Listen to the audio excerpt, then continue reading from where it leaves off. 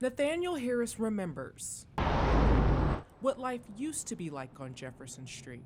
They would have drugstores, 5 and dime stores, gas station, dry cleaners, nightclubs.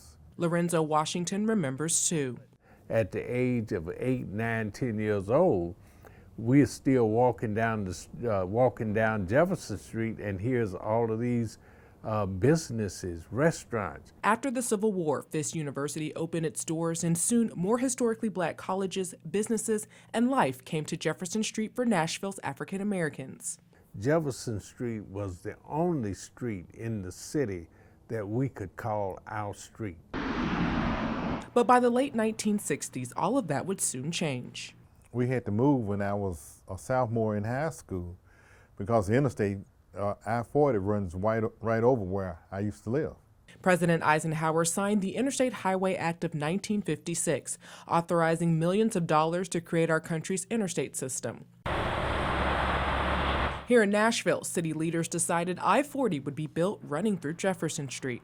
The whole community looked like they just dropped a bomb. I mean, they just wiped out everything. Businesses at that point start losing business because they would cut the street off. You couldn't go up and down Jefferson Street. The sound of change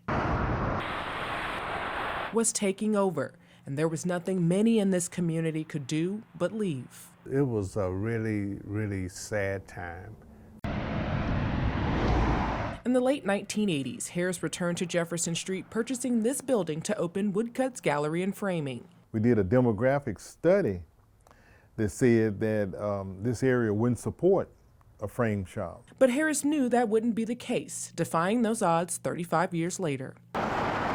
Up the street in 2010, Washington also returned, opening a museum dedicated to preserving Jefferson Street's rich musical history. I looked for a place on Jefferson Street because I wanted to be a part of the new growth. The new growth. Jefferson's revival is one that's changing again with gentrification.